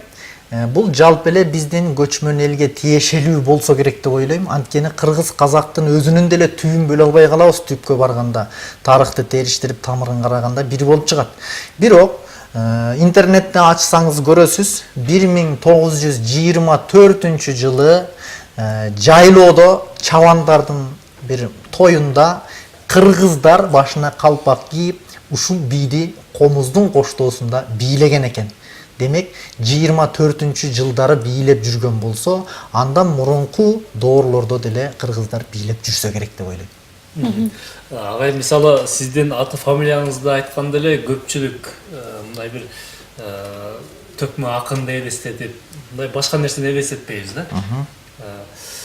Негизи төкмөлүктөн башка мындай бир немен алектенесиз? Мындай бир эмне иш кыласыз дегендей. Эмне иш кыласыз же болбосо кайсы бир спорттун түрүнө кызыгасызбы? Мага деле кызыктан негизи. Чоң рахмат. Ооба, төкмөлүктөн башка дагы кызыккан нерселер сөзсүз түрдө болот экен. Мен өзү же мынау чыныгы кыргызга тиешелүү аспап болгондуктанбы, ошол кыргызга тиешелүү көп нерселерге кызыгам. Алардын ичинен жылкы баласын ушунчалык сүйөм да. Анан кээде Бишкектеги ызы чуу болот. Жолдо машина айдап баратып деле сөгүшүп, тилдешип талашкан кишилер. Анандай киши чарчап, мээң аябай чарчап кыйналган кезде, анан өзүмдүн кичинекей багып койгон бир кунаным бар. Анан ошону барып, сылап, сыйпап, жанында минип, эрмектейм. Анан анын чөп жеп атканда кырт деген добушу чарчап турган мээме массаж болуп аткандай сезилет. Мени кадимкидей стресстен арылтып, айыктыргандай болот. Анан аттын жыты ушунчалык мага жагат. Эгерде аттын жытынан атыр боло турган болсо, мен колдонот болчумун. Бош убактымда ошондой ат таптап, ат суутуп, ат бастырганга кызыгам, көкбөрүгө кызыгам. Мектепте жүргөн кезимде аралашып көкбөрү чапчым эле. Шаарга келгени көкбөрү чаппай эле азыр урул бурап калганбыз. Рахмат агай. Урматтуу телекөрүүчүлөр, бизге бөлүнгөн убакыт аягына чыгып баратат. Биз азыр акыркы бир келген эжекебиз дагы бир жакшы бир өнөрүңүздү бөлүшүп кетсеңиз, андан кийин жыйынтыктоочу катары биз сизге берсек. Жарайт. Эркин микрофон катары мындай берүүнүн акыркы бөлүгүн сиздерге арнап койдук. Ушул бириңиздер ырдап берсеңиздер, сиз алагай ушул акырында кошташып койсоңуз деле болот. Силер эркин деп коюп эле убакыт бүткөндө токтотуп коет экенсиз. Десек бизде дагы бир байланыш күтүп атат да, телекөрүүчүлөрдү жолго калтырсак болбойт, кабыл алып коелу. Урматтуу телекөрүүчү, биз сизди угуп жатабыз. Алло, Саламатсызбы? саламатсыздарбы? Саламатсыз эжекеси. Кутмандуу кетиңиздер менен. Бирге болсун. Рахмат, Мен бирге мына болсун. алы туткучу иниме силер мындай суроо калуу бар эле да. Анан алы инем сен 30га чыктым дедиң, менин чоң кызым менен тең экенсиң. Эгерде мен кызым менен болгондо өзүм күйөөнө кылат элем ба? Эртерээк айтпапсыз да. болгон экен да. Мен сениче мындай иним берейин. Өзүм мурадной баламдай билем да сениче. Рахмат. Бул баягы кызматчылык деп ойлобогулум. Жок. Мен сага биринчиден ден соолук, Рахмат. экинчиден бактылуу бол, өмүрүң узун болсун. Амин. Мен ал баягы ачык айтайын, ал сиздер айтып калбады. Баягы мына Атамбаев президенттен деле өдө билем да. Мен ойлойм, келечекте узак калса келечегин алда бир 40-50 оразында келгенде президент болсом дагы мен андык да. Үйдө диштерин толтуруп алганымчы. Баягы жаныбыз бар сам көрөм да, анан кийин ошо дишти кайра кое берем да. Өзүң айткандай неме куюп коесуң да бирдечи. Анан баягы кандай болду экен, элдей болду деп рахмат атаңа тарбия кылды. Биринчиден ошо сенинге рахмат кылам. Рахмат эжеке, сизге дагы Рахмат байланышка, рахмат чоң. Чоң рахмат эжеке, мени деле сиздей эле аял тууган. Мен деле сиздин балдарыңыздардай катардагы эле бирөмүн. Болгону ушу өнөрүм бар экен. Кудайыма миң мертебе шүгүр. Ушул жака келип сүйлөсөм дагы, кайсы жерге барып сүйлөсөм дагы сөзүмдү элге угузуп коюптур. Ага чоң шүгүрлөр болсун. Рахмат сизге. Андан көрө менин дисктеримди чогулткандан көрө эртеңки боло турган концертибизге келиңиз. Маңдай теске отуруп урдап берем дагы чогуу отуруп сүрөткө түшөлү. Замандаштар, азыр биз Турдукан Сарбанова эжекебиздин дагы жакшы бир чыгармага күбө болойлу. Андан кийин аны тутушка кайрылса беребиз.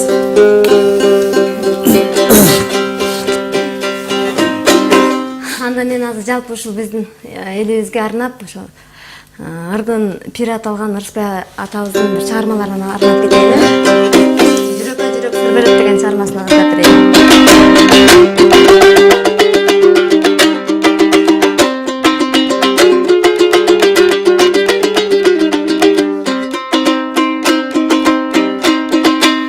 Нукура тиген күндөйсүң,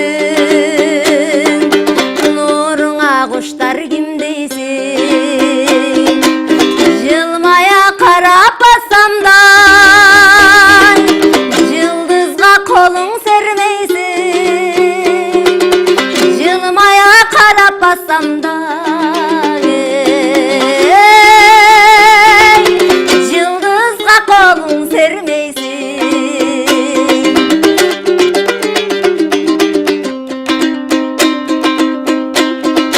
Айдарым соккон желдейсиң, айланып неге келбейсиң, кылчая карап бассам да кылыгым жигит билбейсиң, кылчая карап бассам да кылыгым жигит билбейсиң.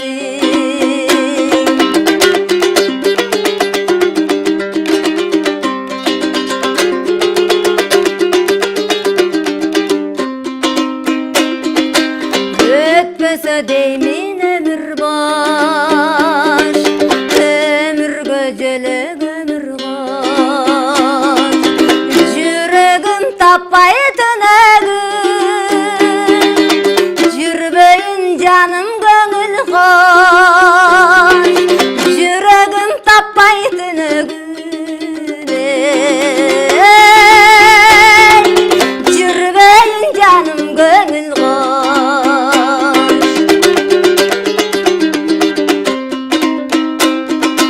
Адамга жарык нур керек, антпесе бурул жыл керек, жүзүңдөн жүзүм аталып, жүрөккө жүрөк сыр берет, жүзүңдөн жүзүм аталып, жүрөккө жүрөк сыр берет.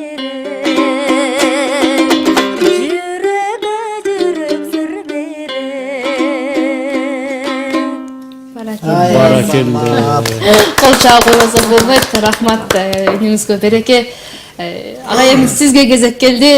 Жалпы тиле көрүүчүлөр жанатан бери суранып атышат, күтүп атышат. Биз да күтүп атабыз. Микрофон берели.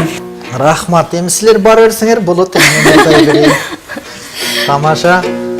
Илгери бизде Шаршен Термечиков деген атабыз болгон, жана апабыз айтпадыбы үйгө Термечиковдор дагы келчү депчи. Ошол Шаршен Термечиков деген атабыз өзү куудул экен. Анын жанында акындыгы дагы бар экен. Анан хордо ырдачы экен, үнү аябай жоон болгон экен. Өзү айтчу, мен бир ырда 4 жолу бомп деп койгонум үчүн айлык алам депчи. Бир күн айтат дейт, Осмонкул Алык Алымкулдар эле концерт бере береби? Алар койгон концертти мен деле кое алам деп, так ушу эл топтолгон жерге барып алып, алдына бир төшөктү салып алып, анан эки көзүн жумуп алып туруп ырдайт экен. Ырдарыма келгенде, ырдап кое бергенде ушундай катуу сабалайм, уккан элди таң калтып, уйкашына да карабайм дечү экен. Көрсө уйкашпай да калчу экен ырлары. Канча ырдаганын ким билет, ырдай берип, бир маалда көзүн ачып караса, элдин баары тарап кетип, бир эле кемпир калыптыр дейт. Ой, апа, эл баалабаса да сиз баалайт экенсиз. Ушу баалаганыңызга рахмат десе, кемпир айтат экен. Балам, ырыңа деле рахмат, алдыңдагы төшөк меники эле депчи.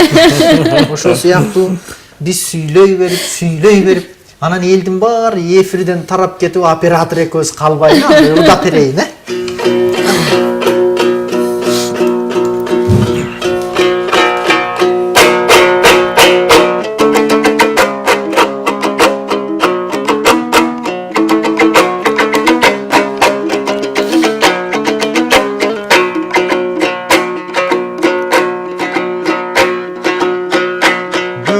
Eң sonun geçen oş bugün esensinger ben oş birim arqılın elimen ırdoğu kantip jok bugün jok ben aytam ırımdı jok ben aytam sırımdı jalgandın aytıp ne kılam Жаңшайын elge çınımdı Erteden beri karata elge kurup tamaşa Mınavul ekin al paruçun eki jaktan canaşa Neçen suro beriptir çekesinen sanasa Kamav alıp bisterdin oy katıra suro berdin er Buruçka taka ve köbüstü japıra suro berdin er Jargılçak beri da çağa alıp gelip saldыңар Bütün buğday bizele hazır talkan kılıp aldыңар Ansedele karaçı atayın mında çakırıp Studiyaga batırıp bizge verip kesekte Karavay uakıt esepte Uakıtka uakıt Koşkonunarga rahmat Dağın 10 minut el uqsun dep Soskonunargan rahmat Barın argan ırdaybız Irıvız aksın bulaktap Sol jagımda maratım Sonun balasın Bu turmuştan hiç kaçan Kayrılbasın kanatın Ak dilegin ır menen azırak aytsın alakın Sendey bolgon jigittin emgegin elge jarasın Oң jagındı karasam Aylanayın genceken Köpçülüktün içinden Kuday bergen pendeken Janatan beri karata Asıl suronu Tandap turup berdiniz Jadırıp dalayın Arnap turup berdiniz Jönele berip jatkan jok oy Kalka jakkan suro dep siz kamdap turup berdiniz Görünüp turat albette sizdin akıldуулuk belginiz Munu aytıp atkan sebebim açığın aytıp beremin Adamdın akıldуу ekenin aytkan joğunan elemes bergen surosunan da bilet degenin Kıskasın işiңерге ийгилик Esen aman жүрgülödan el jurttun bарын süydürüp Jetekçileri dağı var Efirden görüp jatkandır alardın Aytpay ketsem tarınar Aylanayın hoş birim oy Rahmat aytam mınake örkündö gülö barıңar Elirçisin estebes Toğu konsert beret dep Ordolu eştin töründö Çoğu konsert beret dep Mında işti jasasa biz erinip jatmak belek dep Bizdin roliklerden efirden Jügürtüp jatkan çağıңар Bizdey bolgon baldarda Sүйüntüp jatkan çağıңар Barıңarga tilerim Açılıp dağlay bağıңar Silerdin dan esen bolsun janıңar Ak tilegin janadaңır menen aytsın alıңar Ananda bizdin uğup olturgan Bütünдөй oştun şaarı var Oş ele şaarı deveyin Koңşo bulustar dağı var Alardı dağın ırıma Koşo getpesem tarınar Janatan beri karata Elge kurup tamaşa Eçen suronu Jadırıp berişte Efirden karap görüştü